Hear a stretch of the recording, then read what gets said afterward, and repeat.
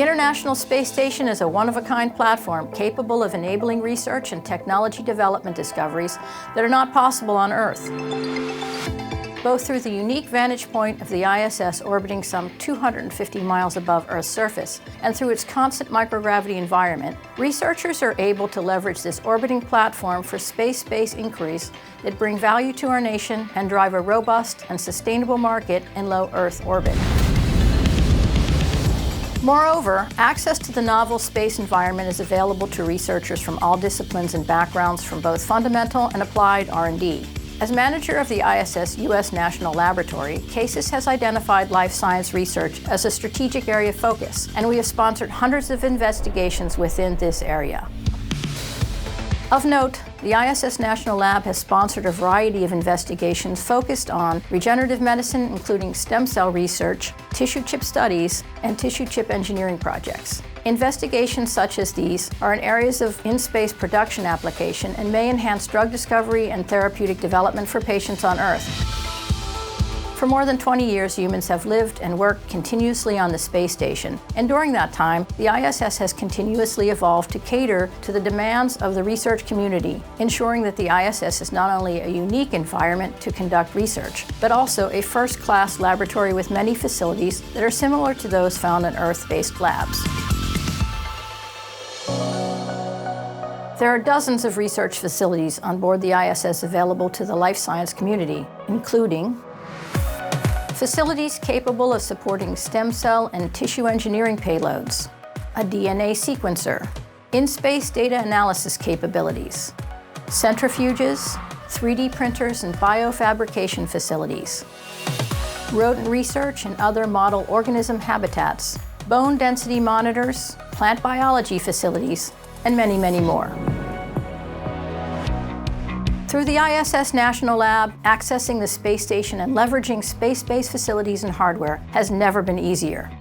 Here are a few examples of life science researchers highlighting how the space station has helped advance their R&D and open new channels of inquiry. When we put cells onto tissue chips and we send them to the space station, we're able to see the same kinds of changes that might happen to the astronauts, but on a very, very short timescale. So we can really accelerate the disease modeling using these tissue chips and then see how different drugs and therapies act on them. We can take advantage of the ISS as a platform to study how spaceflight affects cells at a cellular level without having to do animal studies or human studies. You have a well-controlled environment for research that you can measure all those variables and see how it affects human disease and physiology.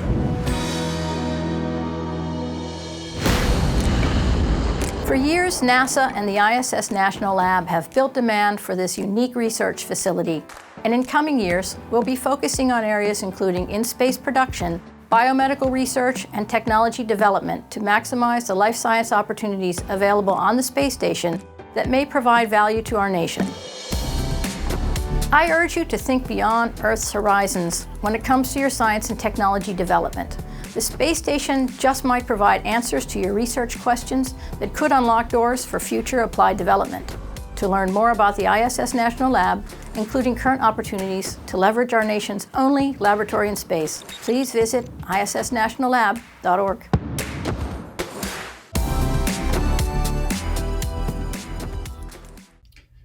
I hope that video got you excited for this session. Today it's my pleasure to be hosting this session titled The Expanse, Stem Cell Research on the International Space Station, Impact to Health, Aging, and Human Survival. On behalf of all the people that manage the International Space Station National Lab, we are grateful to Bernie and the World Stem Cell Summit for this opportunity to be here today. We have enjoyed participating in this annual meeting and are looking forward to being back in person with you all next year. I'm Mark Giulianotti, and I'm a program director here at the ISS National Lab. And before I introduce the outstanding speakers we have lined up for you today, I did want to spend a couple minutes covering a few aspects of the National Lab and the potential scientific and commercial opportunities available through it. So, why space? Research in space provides a paradigm shift. It reveals features of terrestrial life and physical processes that cannot be seen or manipulated on Earth. The International Space Station is a one-of-a-kind research facility that provides unique access to utilize sustained microgravity, the extreme conditions of space, and look down on Earth or out into space from a unique vantage point. We believe this provides opportunities for both fundamental research and commercial investment and return. So the U.S. National Lab is truly a national laboratory with a variety of users, enablers, and funding sources. We have academic, nonprofit, and government-sponsored projects, as well as projects from industry. We have a variety of commercial service providers. These are the companies that run and operate the facilities on the ISS, as well as a number of companies that have capabilities to translate or implement your concept to an ISS project. The funding from this work comes from NASA, industrial partners, as well as the government agencies. And we also have an investor network of 222 members that is interested in seeding and funding opportunities directly related to projects we support. So why are we here at the World Stem Cell Summit? Well, one of the earliest initiatives that we undertook at the National Lab was to support stem cell research on the ISS. Working off some preliminary indications that spaceflight has an effect on stem cells, we asked the research community, is there an advantage to culturing and expanding stem cells in space? Or what knowledge could be applied to terrestrial applications based on doing this research in space? This work was fully supported by us in hopes that it would help develop more advanced cell culture techniques, reveal scientific breakthroughs, and lead to more initiatives. The work has led to the validation of several key findings, such as clinically relevant stem cells can be expanded on the ISS, and the expansion in low Earth orbit appears to confer some improvements in their capabilities over those expanded on Earth. That culturing in microgravity can reveal novel targets to go after in order to optimize cellular products for transplantation applications, and that real-time imaging and live return of cell cultures from space is possible. And we have also seen increases in cell culture capabilities from our implementation partner community that really enable this in space. So we see opportunities both from the research side as potentially long-term for commercial applications of doing this in space. A few years ago at a World Stem Cell Summit in Miami, we had astronaut Dr. Kate Rubins discuss the work she conducted on the ISS for a team led by Dr. Joseph Wu at Stanford. They were the leading group on the studies involving iPSC-derived cardiomyocytes sent to and from the ISS. And Kate noted that seeing the cardiomyocytes beat in orbit was one of her favorite things about being in space. So that work with stem cells has also led to the utilization of more complex systems such as tissue chips, many of these using stem cell-derived cellular components. And this work really takes advantage of the fact that we see this accelerating disease onset with our astronaut population and other models when sent to space. So the idea, can we use these tissue chip models to model diseases here on Earth in a more accelerated platform? And some initial work in collaboration with the NIH, and specifically the National Center for Advancing Translational Sciences, has enabled significant advances in the hardware capabilities to utilize these microphysiological systems on Earth. These systems have capabilities ranging from partial to fully automation. And scientifically, the work sponsored by NCATS has led to key initial new findings, including identification of a novel link between the immune system and stem cell senescence. Two different teams have shown spaceflight cardiac dysregulation in 3D models, and some new omics-level details on how disuse attributes to post-traumatic osteoarthritis. These studies are still ongoing, as well as others supported by NCATS and NSF. But it should be noted that not only academic groups, but commercial companies such as Nordis and Emulate are involved in this work, really speaking to both the fundamental and the commercial opportunities for doing work in space. So, in this area germane to stem cells, tissue engineering, and regenerative medicine, we've had several ongoing annual programmatic solicitations with both the NIH and NSF. And through these co-sponsored solicitations, we are able to support the work on orbit, and the funding agencies help to support the work of the PI labs.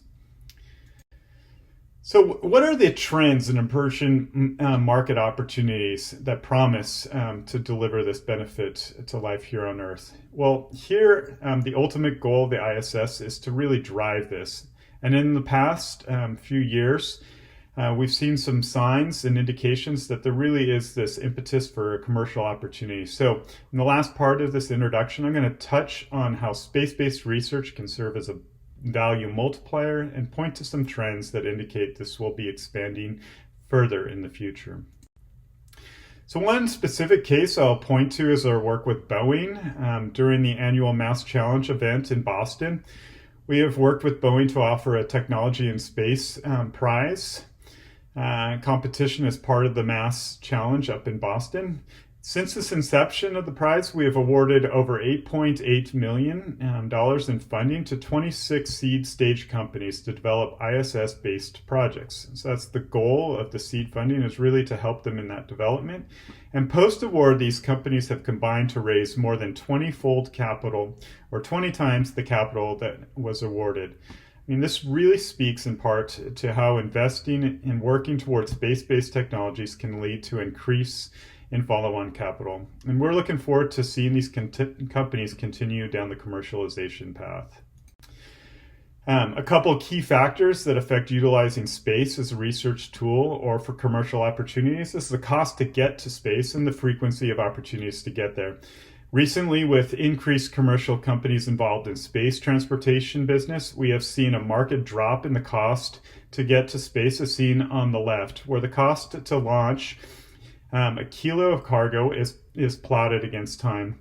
We've also seen an increased opportunity to get to space, as indicated by the graph on the right, where the number of smallsat launches is plotted by year for the last 2 decades. These are trends that we fully expect to see continue.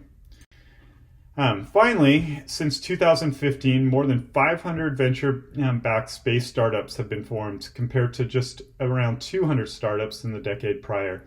Likewise, since 2015, the industry has attracted nearly $17 billion of investment, up 20-fold over the prior decade. This is tracking toward a $1 trillion space economy, covering a wide range of applications. As part of this economy, we see opportunity for stem cell research and development, as well as stem cell manufacturing in space. I think it really says something when Jeff Bezos leaves Amazon to focus on his space company, Blue Origin. So with that, let me introduce our presenters who will touch on different aspects of what I have overviewed for you today. First up, we have Jean Loring from Scripps Institute and Aspen Neurosciences. She'll be discussing her work sending neural organoids to the International Space Station and the implications for potentially addressing neurological diseases here on Earth through the use of these models. Following Jean, we'll have a couple of talks discussing approach for modeling the effects of space radiation and developing countermeasures to treat that. First, Gordana Novakovic of Columbia University will overview her multi-organ on a chip approach. Gordana will be followed by Christopher Parada of Wake Forest Institute for Regenerative Medicine, who will also be discussing his modeling the effects of space radiation and developing countermeasures. He will focus on the hematopoietic and gastrointestinal systems and also talk about how his results translate for use in helping develop strategies to mitigate against the risk of humans traveling in deep space, as well as for our human population here on Earth. And finally, we'll hear from Dr. Bill Wagner of the McGowan Institute for Regenerative Medicine. Bill will provide an overview of how the low Earth orbit environment can be utilized to drive commercial return in the biomanufacturing arena. This is an exciting snapshot of the future ahead and one that you can play a role in. And with that, I'll pass the microphone over to Jean.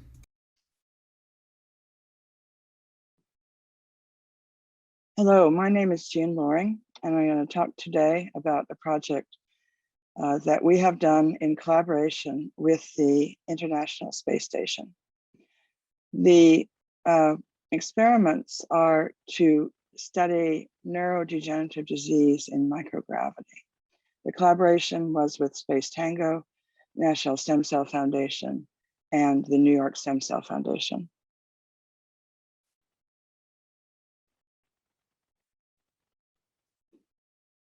So in order to ask what the effect of microgravity is on neural inflammation, we created iPS cells, induced pluripotent stem cells, from people with Parkinson's disease and multiple sclerosis. These cells were differentiated into neural precursors and then aggregated into 3D organoids. Both Parkinson's disease and multiple sclerosis are characterized by neural inflammation.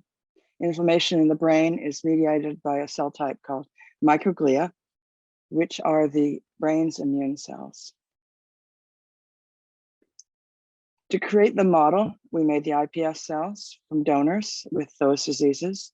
We differentiated them into dopamine neurons for the Parkinson's disease model, or cortical neurons for the multiple sclerosis model. The neuronal precursors were aggregated to form spheroids, as we're calling neural organoids.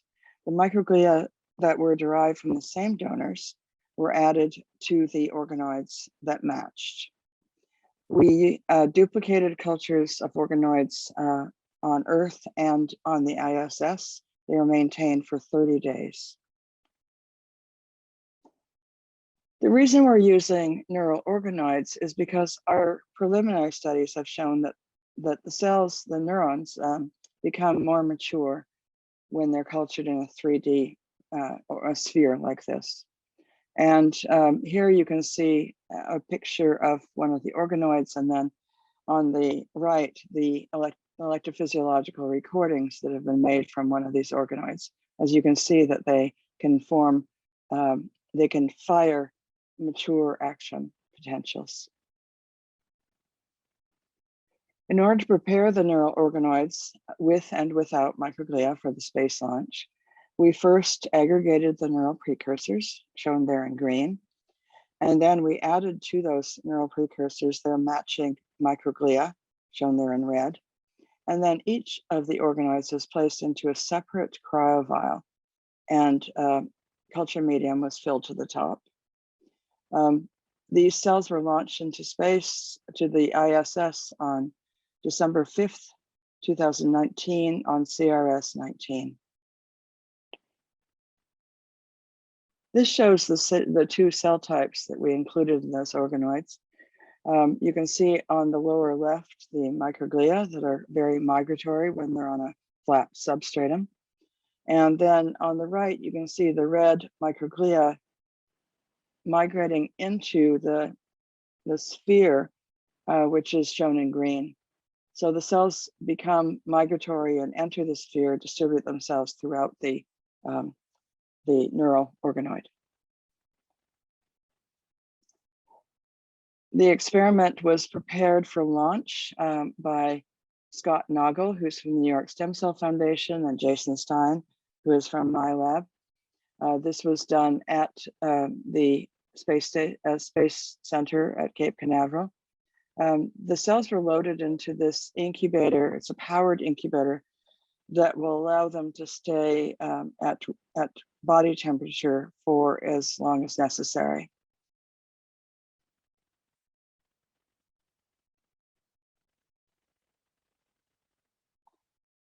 This is that incubator, which is called a PAL on the space station.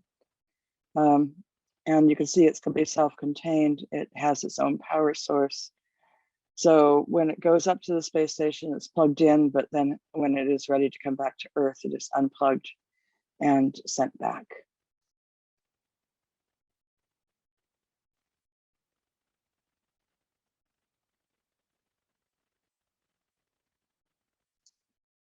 Because there were cameras on board, we could observe the organoids. This is a picture of organoids after 3 weeks on the ISS. That arrow points to a single organoid, which is in a very large looking cryovial. And it's a close-up of that organoid is shown on the right. After 30 days or so, the cells came back to Earth and landed in the lab on January 8th, 2020 in the evening. And they were opened and taken out by this group. Jana and Twyman are from Space Tango, and Jason and I are from my lab. We disassembled the tubes, and these cryotubes were sent to the New York Stem Cell Foundation for further analysis. But we placed a couple of the organoids into culture in our lab, and a day later, you can see that they have grown axons extremely fast, and they formed a huge neural network in the culture dish. So these cells are clearly healthy, and it looks like they are quite mature after they've spent 30 days in an organoid. The analysis of the neural organoids is still in progress, so I won't show you the results right now. The ground and low Earth orbit experiments are now in the process of being analyzed for the transcriptomes. We are now analyzing the data with bioinformatics. They have been studied with morphological analysis using immunohistochemistry. And the secretome, that is the molecules that are secreted in the culture medium, are being studied by New York Stem Cell Foundation. On the right, you can see a ground control and a space flight organoid after 30 days. And what this shows you is that they are remarkably similar, although we suspect they're going to differ in detail once we finish the analysis. So as always, if you do one experiment in order to publish your work, you need to repeat it, which is a little bit challenging if your experiment was done on the International Space Station. But we do plan to repeat and, in fact, expand this experiment in the next couple of months, sending organoids again in a couple of different configurations to determine whether microgravity affects neuroinflammation in low Earth orbit. Neuroinflammation in microgravity may be useful because the facilities such as the ISS, the technologies that need to be developed in order to send an experiment like this to a space station translates to benefits here on Earth. First, and I think probably most dramatically, we needed to have the cells be untouched for an entire month on the ISS. This means their medium wouldn't be replaced and that they wouldn't be examined on a daily basis as they would be in an earthbound lab.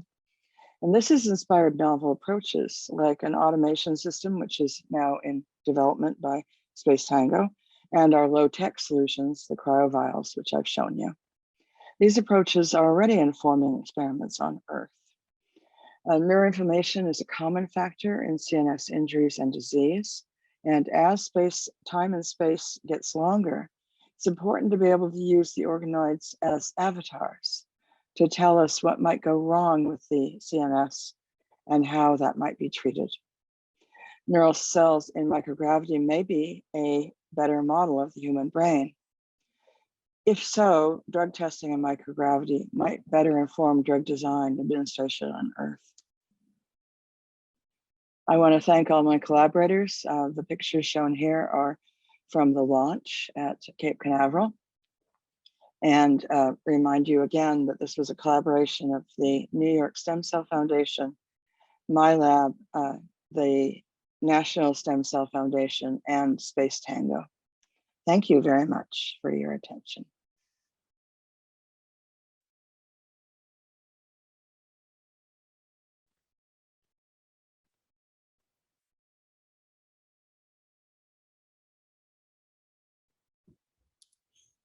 I will talk today about human organs on a chip for studying effects of space radiation and countermeasures. Organs on a chip evolved from advances in stem cell biology and tissue engineering to give us better models for studies of human physiology in vitro. We would normally start from iPS cells that we differentiate into the tissue-specific lineages and supporting stromal cells. We would then form tissues individually. We would mature them in culture, which usually takes about a month, and combine them in such a platform where the individual tissues are cultured each in its optimized environment and connected, allowed to communicate with each other via vascular perfusion, like in our body. It is important that these platforms provide biological specificity, shown here schematically. So you would start from a batch of iPS cells and then derive all lineages that you would need to form a specific tissue, say heart muscle or bone, for example. Using this basic technology, we have developed a menu of matured human tissues that you see here. So they range from sensory neurons to heart muscle, bone with bone marrow, liver, vasculature, tumors, skin, skeletal muscle, which is also coupled with motor neurons, and immune components. Starting from already established organs on a chip system, we started to think about how to approach the overall goals of the TRAD project.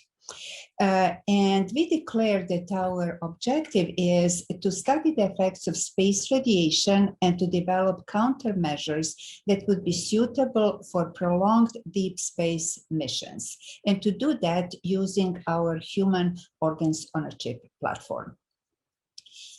This overall objective is being pursued through three specific aims. Aim one is to study systemic effects of simulated cosmic radiation in the model. Aim two is to develop modalities for sustained delivery of radiation protection agents by means that are suitable for stay in space, which means oral delivery rather than injection. And the third one is that countermeasures would be validated in a individualized manner, person-specific manner in the National Space Radiation Laboratory in Brookhaven, where we would do the final round of experimentation with our platforms. So as with any project, we started with forming a team. You can see here that the team that is completely based at Columbia University combines expertise in radiation physics, radiation biology, tissue engineering, modeling, nanotechnology, and systems biology and pathology. When thinking about radiation studies, the first step was to select the tissues. You never make organs on a chip platform combining all human tissues. You just pick the tissues that are really relevant for the question asked. And what we have done was to select liver and heart and bone marrow. And each of these tissues has very specific characteristics that make them very good choice for studies in this platform. Liver is obviously the site of metabolism of all components, including any drugs that we may use for radiation protection.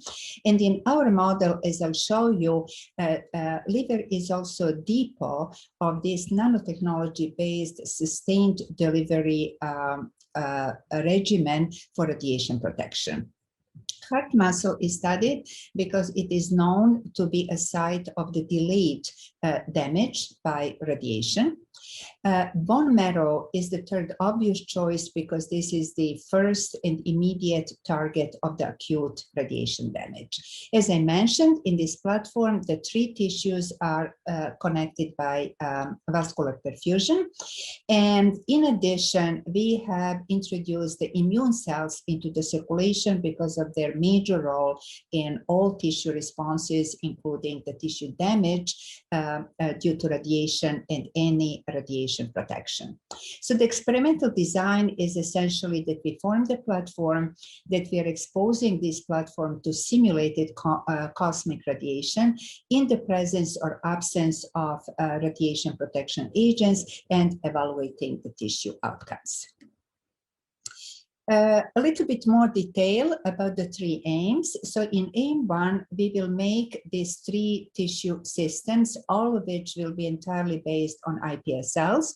We will connect them by vascular perfusion, and we will start investigating the individual and combined effects of acute and chronic exposure to radiation.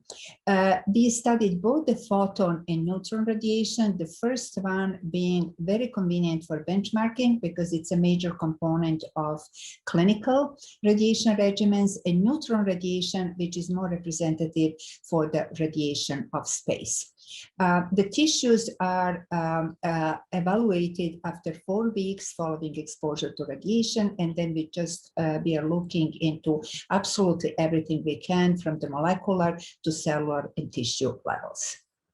In conjunction with the platform development in aim 1, we are developing radiation protection methodologies in aim 2. We decided to start from the GCSF, which is a molecule, a medicine, which is very successfully used on Earth for radiation protection. But the inconvenience is that it needs to be frequently administered, and it is administered by injection. So what we are doing in aim 2 is to incorporate GCSF into nanoparticles that are functionalized so that they go in liver, they live there for a very long time, and release GCSF in a sustained manner. This is done as an oral preparation. As an alternative and additional measure, which is a little bit more sophisticated and also a little bit more convenient for astronauts, is to achieve the absolutely same effect by gene editing, by enabling cells in liver to overproduce GCSF, which is then released into the blood. And then in aim 3, everything comes together because we are doing an astronaut specific, we are making astronaut specific platforms, and we will be investigating these platforms in conjunction with the 2 radiation protection measures in the National Lab in Brookhaven. Let me just show you a little bit detail about the tissues that we are using. Bone marrow is formed first by engineering human bone. We do that by combining iPS-derived osteoblasts that are bone-making cells, supporting mesenchymal stromal cells and endothelial vascular cells. We populate the mineralized bone matrix by these cells, and once the bone is formed, which takes about a month, we would introduce CD34 positive hematopoietic cells, and these cells are then able to use this niche to form bone marrow. We started from primary CD34 positive cells and then switched to iPS-derived cells that we are now using. What you see here is that this engineered bone marrow is really expressing all markers that you would like to see. It has an appropriate microCT structure. It contains cells that have colony-forming ability, which is really a real test of the biological fidelity of these cells. And then we have a hematopoiesis, which is very well maintained both in the CD45 positive cells and CD34 positive cells.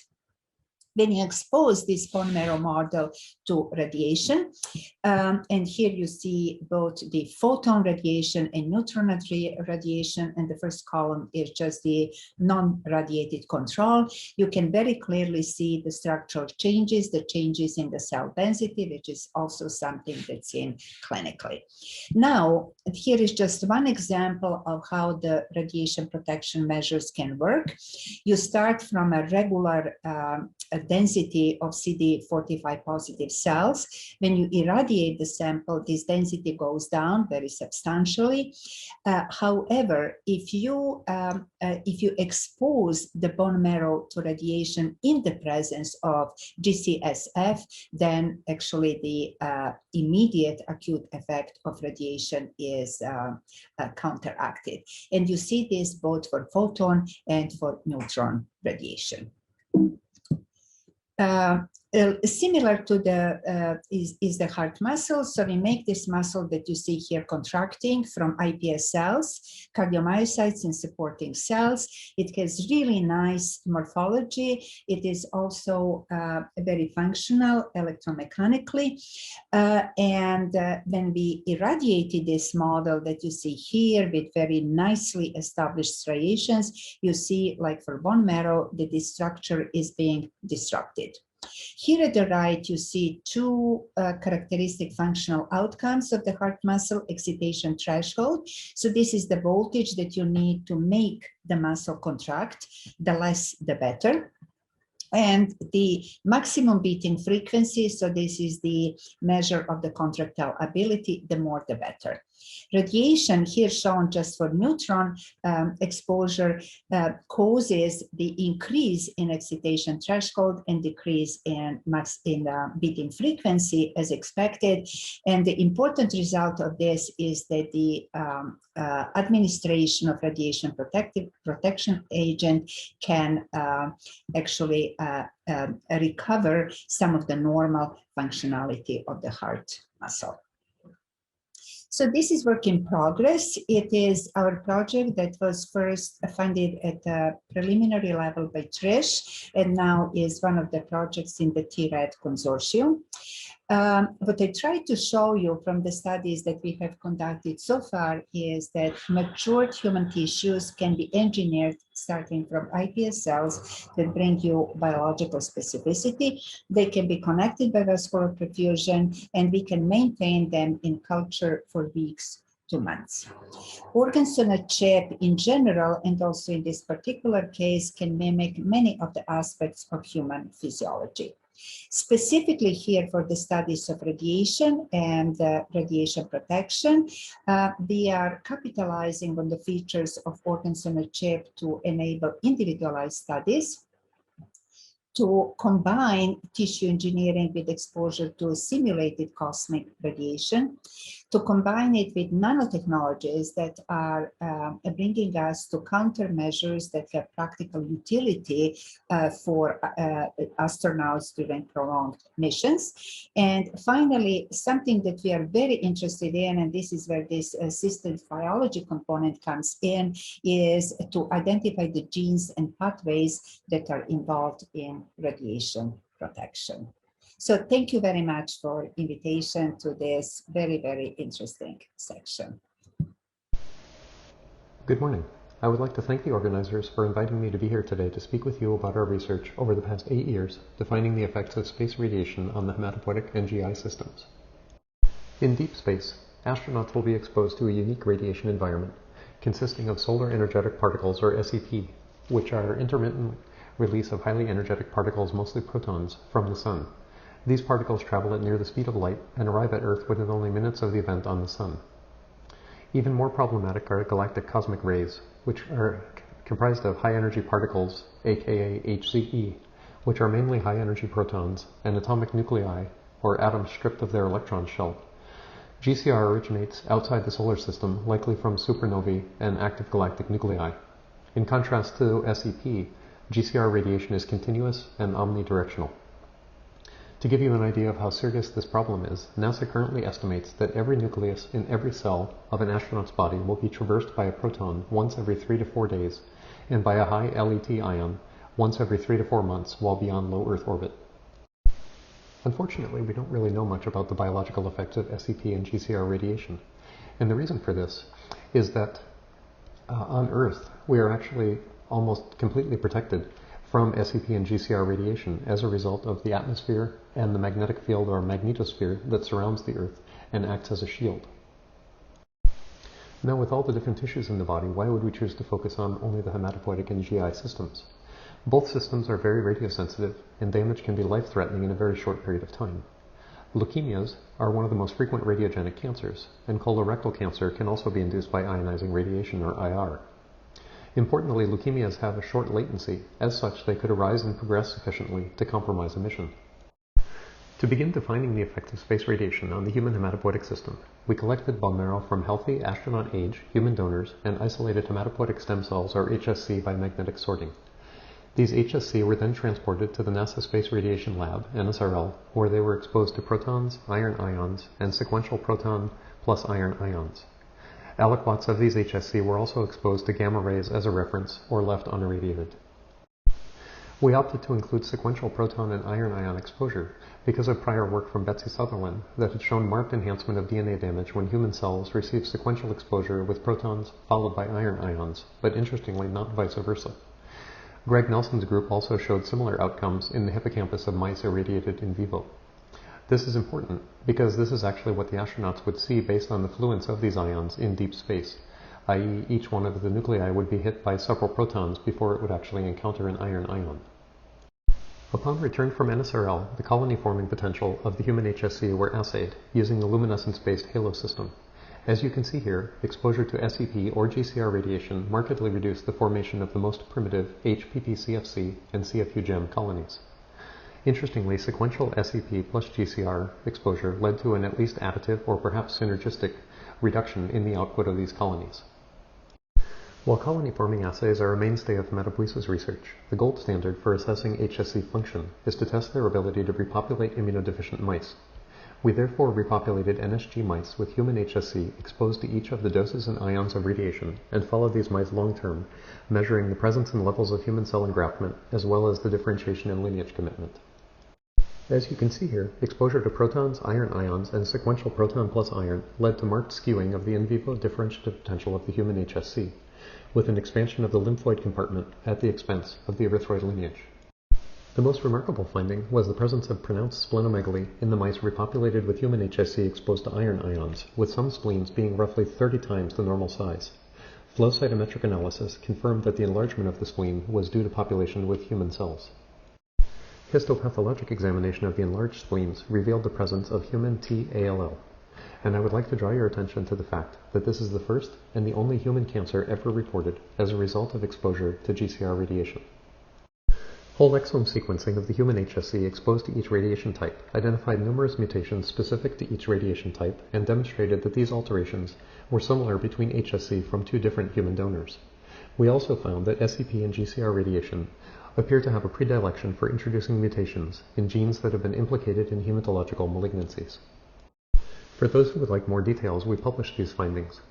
We also published an additional paper showing that SEP-GCR radiation can induce biological bystander effects on human hematopoiesis by altering the cells of the marrow microenvironment. While these studies were an important first step to understand the risks to the human hematopoietic system as a result of exposure to SEP-GCR radiation, because we had irradiated the cells in vitro, we worried that some of the effects might be different if radiation occurred in vivo. To address this issue, we began studies in which we first repopulated NSG mice with normal healthy HSC from human donors of typical astronaut age, waited for the engraftment to stabilize, and then brought the mice harboring a human hematopoietic system to NSRL to expose them to whole-body SEP-GCR radiation. Shown here are dot plots of the isolated HSC population from a typical human donor on the top, and the engraftment of human cells within the hematopoietic system of these mice. Over the course of our studies, human engraftment has averaged about 16%. Over the past few years, we have humanized 495 mouse avatars with HSC from 8 different human donors and have brought these mice to NSRL to expose them to protons, a variety of HDE ions, and the newly created GCR simulator, and the details of these exposures are shown in this slide. Analysis of the bone marrow of these humanized mice at 4 to 6 months post-irradiation demonstrated a similar skewing of lineage commitment to what we had seen when the HSC were exposed in vitro prior to repopulating mice, namely a marked expansion of the lymphoid compartment at the expense of the erythroid and myeloid lineages. This effect was most pronounced with heavier ions such as oxygen and iron. Within the spleen, exposure to protons or GCR ions led to a pronounced shift in the T cells to a pro-inflammatory CD8 positive phenotype. As we had seen in our prior studies, humanized mice exposed to GCR ions in vivo also exhibited pronounced splenomegaly. Staining with human-specific Ku80 antibody confirmed that the abnormal nodules within the enlarged spleens were human. As shown in the bottom panel, we then developed a method of sorting human hematopoietic cells back out of these mice, making it possible for us to now perform genomic and transcriptomic studies on the human hematopoietic cells within these mice to define the changes that have occurred as a result of SEP-GCR exposure and are driving this pathological process. As you can see in this slide, the incidence and severity of splenomegaly was a direct function of the radiation type, with the heaviest ions, i.e. oxygen and iron, inducing the highest frequency and the most severe splenomegaly. Moving forward, the slides from the enlarged spleens have been viewed by clinical hemonc pathologists at Wake Baptist and have deemed to be very likely malignant. Licensed veterinary pathologists are currently reading the spleen sides and slides from other tissues of these mice to diagnose the nature of the malignancies present in the humanized mice exposed to each radiation type and dose. Thus far, they have confirmed both leukemias and lymphomas, depending upon the ion to which the humanized mouse was exposed. So to summarize what we found in the hematopoietic system to date, human hematopoiesis is markedly altered following in vivo exposure of human HSC to Mars mission-relevant doses of protons, or SEP, oxygen ions, iron ions, and the 5-ion simulated simplified GCR simulator. GCR exposure in vivo appears to induce leukemia or lymphoma, as was seen when HSC were exposed in vitro and then transplanted. This has now been seen with 4 different human donors. Analysis of humanized mice that were exposed to silicon ions are currently ongoing to assess whether there's a possible LET effect. Prior to moving to the GI system, I would also like to draw your attention to other ongoing studies in our lab in which we developed a human bone marrow on a chip to enable us to study normal and malignant human hematopoiesis and define specific HSC niche interactions. This system could provide a much-needed alternative to studying human HSC within a xenogenic mouse environment. To study the effects on the GI tract, we performed studies in which wild-type mice were exposed to the same doses and species of SEP-GCR radiation as the humanized mouse avatars. We then collected the small intestine at various time points post-IR and performed a battery of assays to define the alterations that occurred as a result of exposure to space radiation. As you can see in these images, exposure to SEP protons, oxygen, or iron ions in vivo led to massive lymphocytic infiltration and swelling of the lymph nodes within the small intestine within 24 hours of exposure. These exposures also caused vascular congestion and bleeding within the GI tract, which you can see here circled in red. Staining for the tight junction protein, Claudin-3, demonstrated that exposure to protons and especially iron ions led to marked disruption of the epithelial barrier within the small intestine. A custom script was then used to quantify these changes, and the results are shown in the graph in the middle. Staining for PCNA and Musashi-1, a marker for intestinal stem cells, showed that IR exposure triggered proliferation within the crypts, and also showed that iron ions perturbed the ISC pool, which can be seen in the bottom right. In an effort to identify pathways that could be targeted to prevent the damage we had observed in the hematopoietic and GI systems, we performed transcriptomic analysis on human cells exposed to gamma rays, protons, and iron ions, and identified differentially expressed genes using each donor's unirradiated cells as an internal control. These analyses identified multiple pathways that are all affected by the compound curcumin, which is found in the spice turmeric. Treating human HSC with curcumin, either prior to, in the middle panel, or even following, in the right panel, exposure to IR led to marked radioprotection or radiomitigation, restoring much of the lost colony-forming potential of these cells. Unfortunately, curcumin has very poor water solubility and bioavailability in vivo. We therefore worked with Matt Coleman and Paul Wilson at UC Davis, who developed nanolipoprotein particles, or NLPs, that they showed could be efficiently loaded with curcumin, making it water-soluble and allowing the agent to be administered in vivo. Quite remarkably, pre-treating the humanized mice with the curcumin-loaded NLPs 18 hours prior to exposure to SEP or GCR radiation significantly reduced both the incidence and the severity of splenomegaly, suggesting radioprotection to the hematopoietic system. The effects in the GI system were even more pronounced, with CNLP pretreatment reducing the number of apoptotic cells, shown on the left, and almost completely eliminating the induction of double-strand breaks following exposure to gamma rays, protons, or iron ions, shown in the right panels.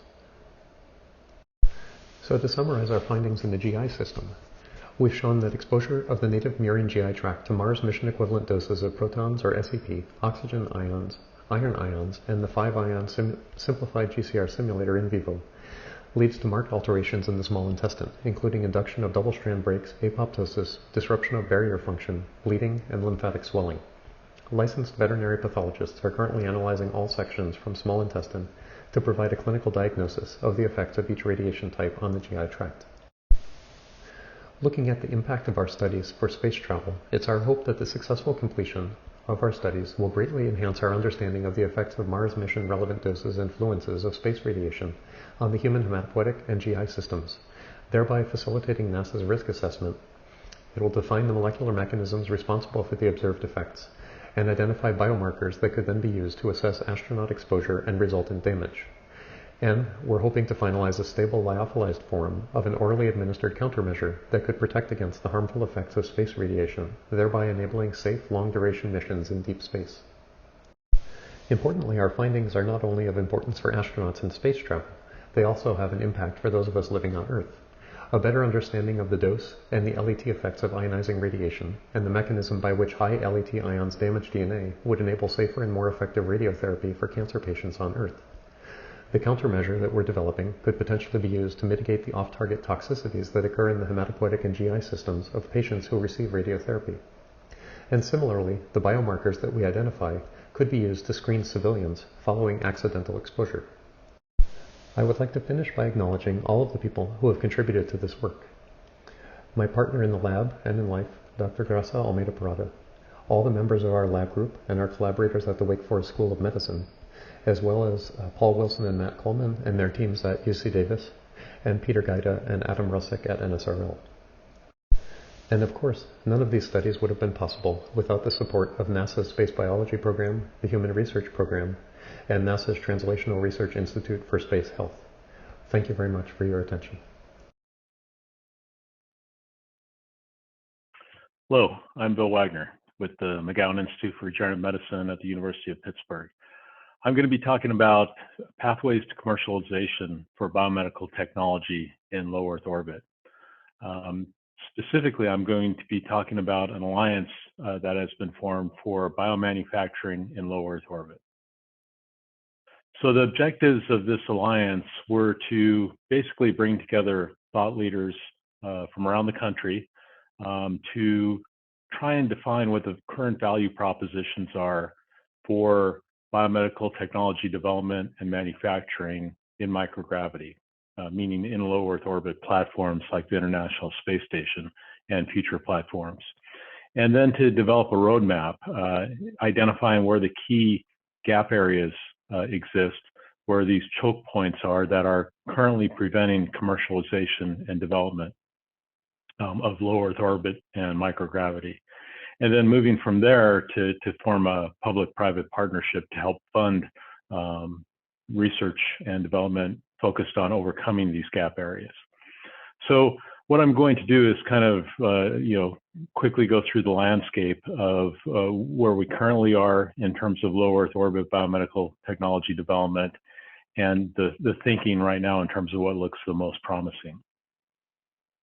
So the first thing that I think it's critical to appreciate is that we are at a tipping point in terms of access to microgravity in low Earth orbit. So I show these two graphs here to just convince you that what we have is analogous to the opening of a new territory, a new land that has possibilities and resources that we can use to better the condition of humankind. So this tipping point, if you see here on the left, this is spacecraft launches over time, and you see a jump. It ends in 2016, but the dark part of this curve here is private launches. So as you can tell by watching the news, private industry is increasingly driving the up and back into orbit. And this is, NASA had planned this, and it's very much happening right now with a number of different competitors. This graph to the right is even more compelling in terms of pointing out that we're at a tipping point. This is from the Washington Post in 2018, and it's the number of objects launched into space as recorded by the United Nations Office of Outer Space Affairs. And what you can see is in 2001, 87, 2018, 452, and the article said, hey, it's gone up quite a bit just in this century. But if you get the data for 2019 and 2020, you see even more remarkably how it shot up to over 1,000 in 2020, and it's on a pace to exceed that in 2021. So things have definitely changed. Why have they changed? It's similar to other disruptive technologies that we've seen in the past, is the virtuous cycle gets set up where more people want to do something that drives the cost down, which then makes it more affordable to new things that can be done. So one of the drivers is the increasing efficiency and size of rockets going up, transport going up. So an estimated cost of $250 per kilogram in 2022 versus $3,750 as recently as 2010. So when you lower that cost so dramatically, it opens up new possibilities. So a number of firms in a number of different areas are thinking about this. You know, one company, Axiom Space, and if you're not familiar, I'd direct you to their website. I'm going to talk a little bit about them. They are working on building a private space station this decade in the 2020s, and it's going to have space tourism is going to be a market that drives it as part of the business model. But in the space or in the volume that's going to be created on this platform, the vision is that private companies will utilize the space and will pay to utilize this space. So very much a viable business model that is coming into fruition as we speak. And again, it's going to create even more opportunities for doing things in microgravity. The question that our alliance and our thought leaders have put their minds to is, what does that mean for biomedical technology?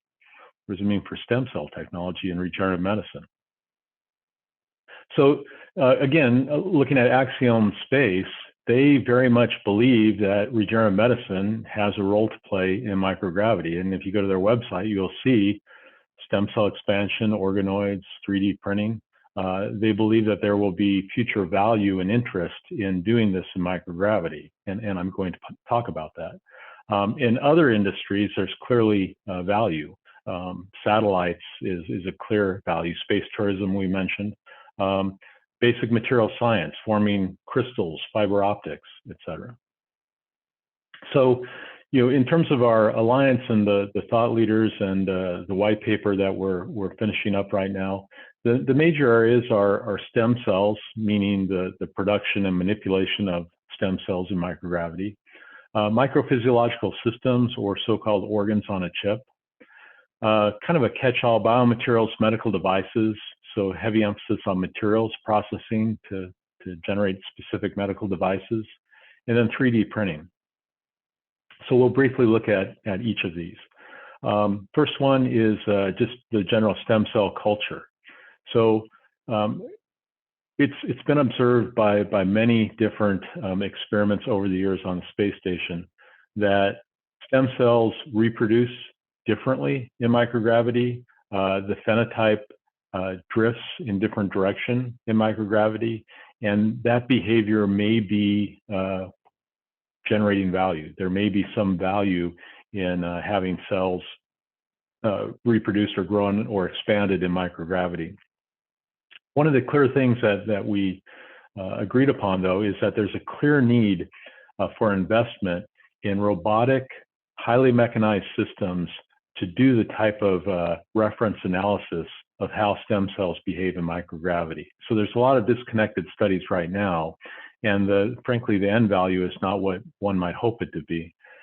So a highly automated system that incorporates a broad array of sensing and ability to work in that microgravity would be highly desirable. So this is an example of a gap area, of a choke point where investment, federal investment, could overcome and open up the ability then to do much more with cell culture in microgravity.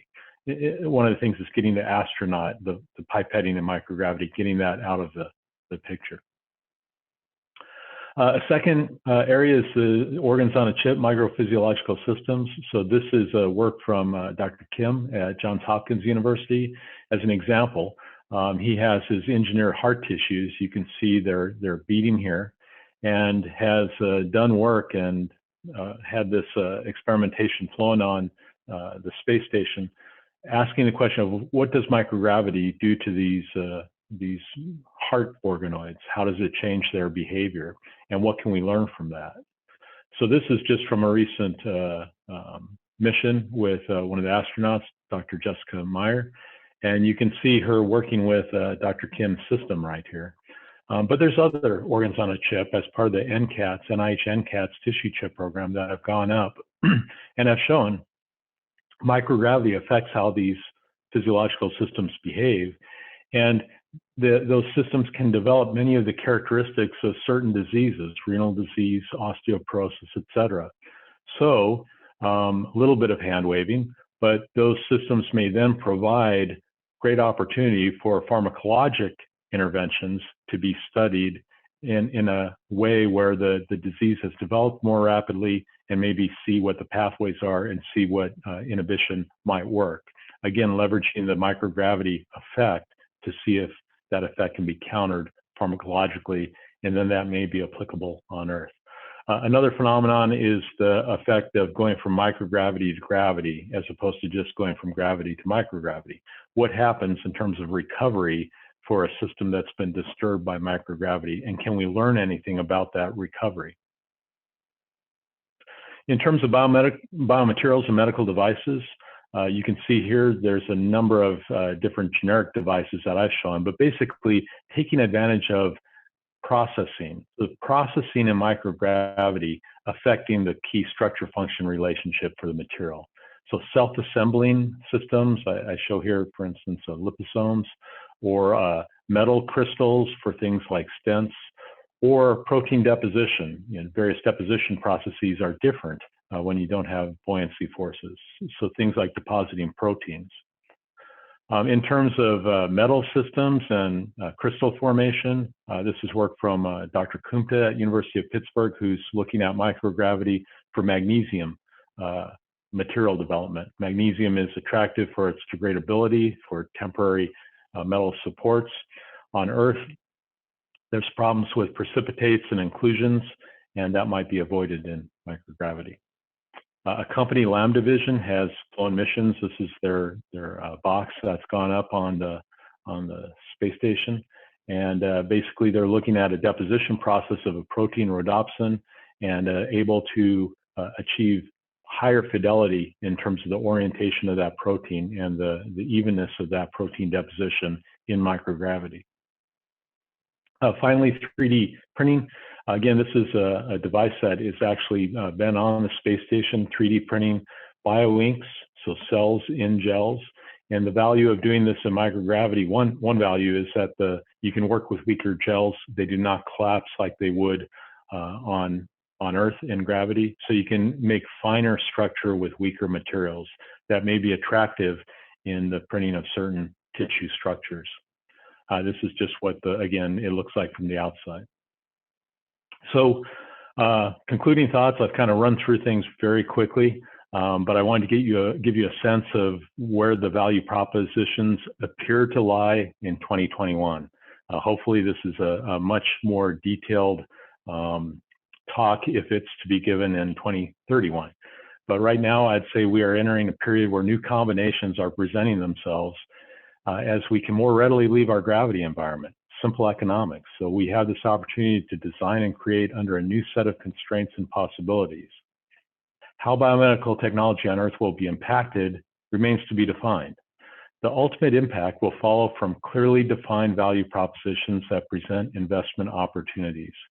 So the key in the future is, like other things, transitioning from this early stage discovery to commercializable technology that's going to attract private investment and lease bays on these private space stations and public space stations in the future, as we find and answer the question, what can we do in microgravity effectively in biomedical technology that we can't do on Earth? So I thank you for your attention and appreciate the opportunity to present to you.